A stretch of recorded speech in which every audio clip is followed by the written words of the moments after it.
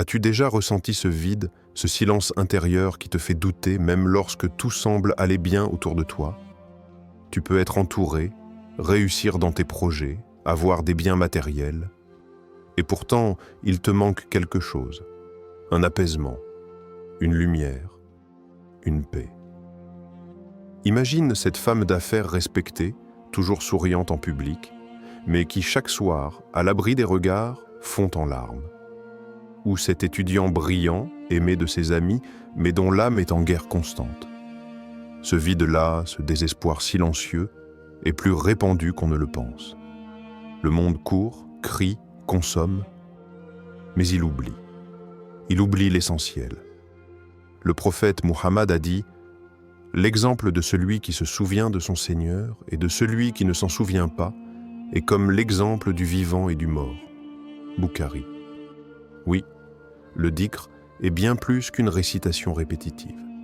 C'est une renaissance intérieure, une réanimation de l'âme. Et si je te disais qu'il existe des invocations précises, issues du Coran, de la Sunna, utilisées par les prophètes et les pieux prédécesseurs, qui, lorsqu'elles sont dites avec sincérité, peuvent ouvrir les cieux au-dessus de toi. Des paroles simples mais puissantes, capables de chasser l'anxiété, de t'apporter la baraka, de débloquer ce que tu croyais scellé. Dans cette vidéo, tu vas découvrir 5 invocations puissantes, enracinées dans la sagesse divine, accompagnées d'histoires réelles du monde d'aujourd'hui et d'événements extraordinaires racontés dans le Coran. Des histoires de transformation, de miracles, de retour vers Allah. Mais surtout, tu vas peut-être retrouver la paix que ton âme recherche depuis si longtemps. Reste bien jusqu'à la fin de la vidéo, car la dernière invocation que je vais te révéler est méconnue, rarement utilisée, mais elle peut littéralement changer ton destin. Dis-moi en commentaire, quelle est l'invocation que tu récites le plus souvent? Et pourquoi elle t'apaise? J'aimerais vraiment lire ton expérience. Avant de commencer cette vidéo, n'oubliez pas de liker cette vidéo, car cela nous donne beaucoup de force pour continuer à partager du contenu bénéfique. Et je vous invite à vous abonner à notre chaîne et d'activer la cloche de notification pour rester informé de nos prochaines publications sur la foi islamique. Partagez-la avec vos proches et laissez un commentaire pour me dire ce que vous en pensez. Merci et bonne vidéo. Partie 1. Le dhikr et ses secrets. Pourquoi ça change une vie? Le mot dhikr signifie littéralement rappel, souvenir. Mais il ne s'agit pas d'un simple souvenir passager. Il s'agit d'un retour profond vers l'origine de ton âme, une reconnexion à la source divine. Pour beaucoup, le dhikr est vu comme une suite de mots récités à la volée. Subhanallah, Alhamdulillah, Allahu Akbar, sans même réfléchir. Pourtant, chaque mot est une vibration céleste, une lumière qui pénètre le cœur. Allah dit dans le Coran, dans la sourate Ar-Ra'd 13-28, « En vérité, c'est par l'évocation d'Allah que les cœurs se tranquillisent. Ce n'est pas une métaphore, c'est une vérité spirituelle et même scientifique. Des chercheurs en neurosciences ont découvert que la répétition méditative a un effet direct sur la structure du cerveau. Réduction du stress, meilleure gestion des émotions, sentiment de paix intérieure. Imagine maintenant l'impact du dhikr, qui ne se contente pas d'agir sur le mental, mais sur l'âme elle-même. Quand tu prononces « Subhanallah », tu déclares la perfection d'Allah. Quand tu dis « Alhamdulillah », tu t'élèves dans la gratitude. Quand tu dis « Allahu Akbar », tu replaces chaque problème à sa juste place, petit face à la grandeur divine. Histoire réelle. La renaissance d'un cœur dans les ruines. Un jeune Syrien nommé Ahmad, réfugié en Turquie, avait tout perdu. Sa maison, sa famille, ses repères. Il vivait dans un camp, sans avenir. Un jour, un vieil homme lui dit « Quand tu n'as plus rien, fais le dhikr comme si tu avais tout. » Ahmad a commencé à répéter « Astaghfirullah, la ilaha illallah, hasbiya Allahu wa ni'mal wakil » chaque matin. Au début, ce n'était en fait que des mots. Mais peu à peu, une lumière est entrée dans sa poitrine. 6 mois plus tard, il trouva un travail, puis un logement, puis il fonda une petite école pour enfants réfugiés. Le dhikr, dit-il, m'a ramené à la vie. Il a guéri ce que la guerre avait détruit. Histoire du Coran. Le cri du cœur dans les abysses, le prophète Younous, Jonas, a connu un moment d'isolement total, enfermé dans l'obscurité du ventre d'un poisson sous les vagues. Mais même là, il n'a pas perdu le lien. Il a dit « La ilaha illa anta, subhanaka inni kuntu minaz zalimin » Il n'y a de divinité que toi, gloire à toi. J'ai été vraiment du nombre des injustes. Et Allah nous dit « Nous l'avons exaucé et nous l'avons sauvé de l'angoisse. Et c'est ainsi que nous sauvons les croyants. » Sourate Al-Anbiya 21, 88. Ce verset n'est pas un récit ancien. C'est une promesse vivante. C'est ainsi que nous sauvons les croyants. Pas seulement Younous, mais toi aussi, aujourd'hui, maintenant.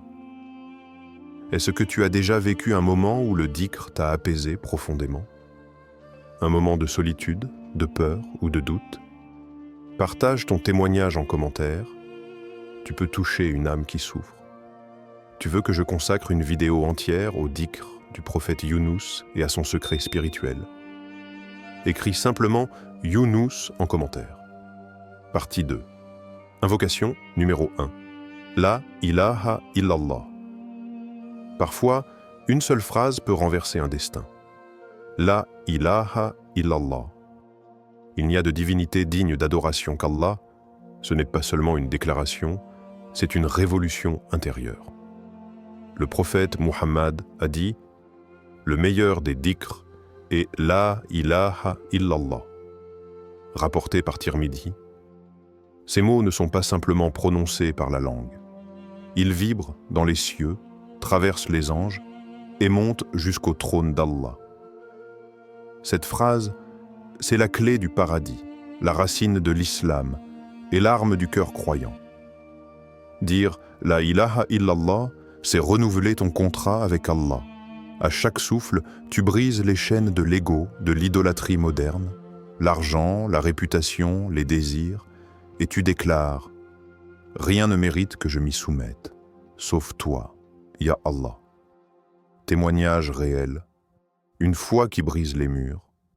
Au Sénégal, une femme nommée Mariam fut injustement emprisonnée, accusée dans une affaire d'identité erronée. Les jours passaient, les avocats ne répondaient plus et tout espoir semblait s'éteindre. Mais Mariam s'accrochait à une seule chose. Elle répétait « La ilaha illallah » chaque matin, chaque nuit, même entre ses larmes. Je savais qu'Allah m'entendait, même si personne ne m'écoutait ici. Un mois plus tard, un fonctionnaire découvre une erreur dans le système. Le vrai coupable est retrouvé. Mariam est libérée, sans explication. Elle dit « Ce n'est pas le système, c'est Allah. J'étais dans une prison, mais mon cœur était libre avec lui. » Histoire du Coran. Le feu devenu fraîcheur, souviens-toi du prophète Ibrahim alayhi salam, le modèle de foi pure. Face à son peuple polythéiste, il n'a pas eu peur. Il a brisé les idoles, il a dit « La ilaha illallah » par ses actes, sa langue et son cœur. Ils l'ont jeté dans le feu, mais Allah a dit « Ô feu, sois pour Ibrahim fraîcheur et paix. » Sourate Al-Anbiya 21-69. Et le feu obéit. Pourquoi? Car Ibrahim avait prononcé la parole de vérité sans compromis. La ilaha illallah n'est pas une simple phrase. C'est un bouclier invisible, un remède contre l'angoisse, une lumière dans la nuit et une clé qui ouvre toutes les portes, même les plus verrouillées par les injustices de ce monde. Est-ce que toi aussi tu as vécu une situation où tu n'avais que « La ilaha illallah » à répéter et Allah t'a ouvert un chemin? Raconte ton histoire en commentaire. Tu veux une série sur chaque mot de La ilaha illallah et son impact spirituel profond? Écris CLE du paradis en commentaire. Ferme les yeux une minute, respire profondément et dis La ilaha illallah lentement. Tu sens la paix? Mais ainsi tu as ressenti quelque chose. Si tu récites La ilaha illallah chaque jour, combien de fois le fais-tu? Partage-le en commentaire pour inspirer d'autres à se connecter à Allah. Like cette vidéo si tu crois, toi aussi, au pouvoir immense de cette parole sacrée. Transmets cette vidéo à une personne qui traverse un moment difficile. Peut-être que cette invocation changera sa vie. Et toi qui regardes cette vidéo ou lis ce script, que penses-tu de ces messages d'engagement? Sont-ils clairs, puissants, motivants? T'ont-ils donné envie d'agir, de commenter, de partager ton histoire ou de vivre plus consciemment avec La ilaha illallah? Dis-le nous en commentaire. Ton avis nous aide à faire encore mieux pour toi et avec toi. Partie 3. Invocation numéro 2. Astaghfirullah. Je demande pardon à Allah. Dans un monde où les erreurs s'accumulent et où le cœur se salit sans qu'on s'en rende compte, il existe un mot capable d'effacer ce poids invisible. Astaghfirullah. Ce n'est pas juste une parole, c'est un cri du cœur, un appel sincère, une main tendue vers celui qui ne rejette jamais celui qui revient à lui. Le prophète Muhammad, l'homme pur par excellence, faisait istighfar plus de 70 fois par jour. Lui qui n'avait pas de péché. Pourquoi ? Parce que demander pardon n'est pas seulement pour ceux qui ont fauté. C'est aussi pour ceux qui veulent rester connectés, humbles, vivants devant leur Seigneur. Allah dit dans le Coran, « Et invoquez votre Seigneur et demandez-lui pardon, car il est grand pardonneur. Il enverra sur vous des pluies abondantes, vous donnera des richesses et des enfants. » Sourate Nous, versets 10 à 12. Ce verset n'est pas qu'un rappel, c'est une promesse. Histoire réelle actuelle. Un couple musulman, marié depuis 10 ans, sans enfant, avait tout essayé médicalement, sans résultat. Puis un jour, ils sont tombés sur un rappel sur l'istighfar. Ils ont commencé à dire « Astaghfirullah » 100 fois par jour, ensemble, dans la foi, dans la constance. Au bout de quelques mois seulement, la femme tombe enceinte. Un miracle, un retour du ciel. Ils témoignent anonymement. Nous avons compris que parfois, ce n'est pas ce que tu fais qui change ta vie, mais ce que tu demandes sincèrement à Allah avec un cœur brisé. Lien coranique. Le prophète Nous, alayhi salam, a appelé son peuple à demander pardon, en leur montrant que l'istighfar est une source de risque, de baraka, de faveurs visibles et invisibles. Le pardon n'est pas une faiblesse, c'est une force, car il te libère des chaînes invisibles, et surtout, il te rapproche de celui qui contrôle toutes choses. Tu veux une série complète sur les miracles du istighfar? Écris Astaghfirullah dans les commentaires. Recommence à zéro aujourd'hui avec ce dhikr, mais si tu acceptes ce nouveau départ. Tu as déjà vu un changement dans ta vie en disant Astaghfirullah régulièrement? Témoigne en commentaire.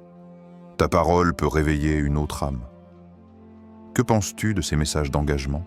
T'ont-ils touché? Est-ce qu'ils t'ont motivé à commenter, à réfléchir ou à pratiquer davantage? Dis-le nous, ton retour est essentiel. Il nous aide à créer du contenu plus profond, plus utile, plus connecté à ta réalité. Partie 4. Invocation 3. Hasbiyallahu la ilaha illa huwa. Il y a des moments où tout semble se refermer, où les gens t'abandonnent, où l'injustice te frappe de plein fouet, où tu es seul, face à un mur. Dans ces instants, une seule phrase peut devenir ton bouclier, ton réconfort, ta lumière. Hasbiyallahu la ilaha illa huwa, alayhi tawakkaltu wa huwa rabbul arshil azim. Allah me suffit. Il n'y a de divinité que lui. En lui, je place ma confiance. Il est le Seigneur du trône immense. Allah dit dans le Coran, Allah nous suffit, il est notre meilleur garant. Sourate Al-Imran, 373. Ce verset a été révélé à un moment critique. Les ennemis menaçaient les croyants. On leur disait, les gens se sont rassemblés contre vous, ayez peur d'eux. Mais eux ont répondu avec cette invocation. Et leur foi n'a fait que grandir. Histoire actuelle et bouleversante, En Palestine, après un bombardement, un homme s'est retrouvé enseveli sous les décombres d'un immeuble effondré. 3 jours sans nourriture, sans lumière, sans contact avec l'extérieur, dans le noir total. Il a raconté plus tard à des journalistes « Je n'avais rien d'autre, pas même mes mains, mais j'avais ma langue. » Alors j'ai répété « Hasbi Allahu » encore et encore. Et à chaque fois, c'était comme si quelqu'un m'embrassait le cœur. Il a été retrouvé vivant, sec, faible, mais lucide. Il pleurait de gratitude. Ce dhikr fut sa source de vie, lien coranique. Quand le prophète Muhammad et ses compagnons furent menacés par les armées, ils ne répondirent pas par la panique, mais par cette invocation. Et Allah les a renforcés, protégés et remplis de sérénité. Cette phrase n'est pas un simple mot, c'est un pont vers l'inébranlable. Quand le monde est instable, Allah suffit. Quand tout s'écroule, il reste debout pour toi.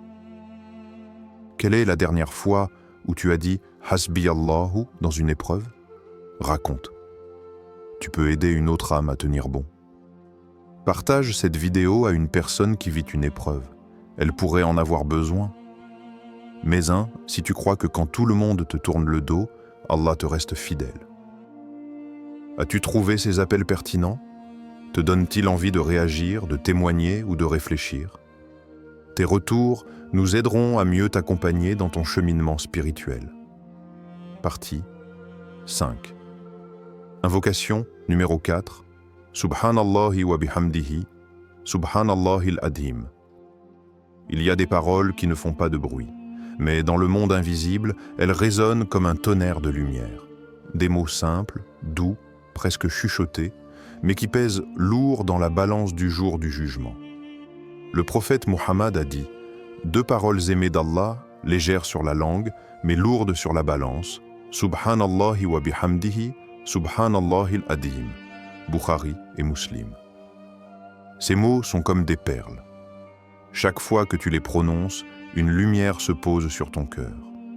Chaque syllabe efface une poussière de péché. Chaque souffle devient une élévation. Le prophète a aussi dit que ces invocations lavent les péchés comme les feuilles mortes tombent d'un arbre en automne. Rien ne résiste à leur pureté. Témoignage bouleversant. Un jeune homme vivant en Europe souffrait de dépression depuis plusieurs années. Thérapie, médicaments, rien ne semblait vraiment l'aider. Un jour, il tombe sur un rappel parlant de cette invocation. Il décide de l'essayer, 100 fois le matin, 100 fois le soir. Un jeune homme vivant en Europe souffrait de dépression depuis plusieurs années. Thérapie, médicaments, rien ne semblait vraiment l'aider. Un jour, il tombe sur un rappel parlant de cette invocation. Il décide de l'essayer, 100 fois le matin, 100 fois le soir. 3 semaines plus tard, il écrit sur un forum musulman « Je ne peux pas l'expliquer. C'est comme si mon âme avait commencé à respirer, comme si une couche de poussière s'était envolée. Je recommence à ressentir la beauté du monde. » Et il conclut « Ce n'est pas une formule magique, c'est un retour à l'origine. » Ces mots ne sont pas juste des phrases. Ce sont des mots de purification, de lien avec Allah, de guérison intérieure. Tu peux les répéter pendant que tu marches, quand tu es dans les transports, dans ton lit ou même en silence dans ton cœur. Et Allah entend. Qui ici veut purifier son âme? Tape « pureté » si tu veux qu'on fasse une méditation guidée basée sur ce dhikr. Répète cette invocation avec moi maintenant, en commentaire. Subhanallahi wa bihamdihi, Subhanallahil Adim. Ensemble, faisons vibrer les cieux. Like si tu veux qu'on fasse une série de purification de l'âme par les dhikrs du prophète. Conclusion. Le dhikr, une lumière pour ton cœur. Le dhikr n'est pas réservé aux érudits ni aux mystiques isolés dans les montagnes. Non, il est pour toi, pour moi. Pour celui qui pleure en silence, pour celle qui ne sait plus comment prier, pour le jeune perdu, pour la mer débordée, pour chaque cœur qui bat et espère encore. Le dhikr est le souffle de l'âme. C'est l'appel discret mais puissant qui traverse les murs, les blessures, les silences. C'est le cri du cœur qui dit « Ya Allah, je suis là, je me souviens de toi ». Chaque invocation que nous avons partagée ici est une clé céleste. Tu en choisis une et elle ouvre une porte vers la paix, vers la lumière, vers la proximité avec ton Créateur. Étoile, juste une. Pas pour la réciter machinalement, mais pour l'habiter, pour la sentir, pour la laisser couler dans tes veines comme un rappel silencieux que tu n'es jamais seul. Commence aujourd'hui, pas demain, pas quand tu seras mieux, maintenant dans ton état imparfait. Allah aime les cœurs sincères, pas les cœurs parfaits. Choisis la ilaha illallah ou astaghfirullah ou hasbi Allah ou subhanallahi wa bihamdihi, mais choisis et tiens-toi à cette lumière, même quand tout s'effondre. Surtout quand tout s'effondre. Allah entend, Allah répond et Allah guérit. Abonne-toi si tu veux que je fasse une série complète sur chaque invocation, avec plus d'histoire, de méditation et de secrets spirituels. Partage cette vidéo à quelqu'un qui se sent perdu aujourd'hui. Peut-être qu'à travers toi, Allah lui enverra un rappel. Et toi, dis-moi en commentaire, laquelle de ces invocations t'a le plus touché et pourquoi? Ensemble, créons un espace de lumière dans les commentaires.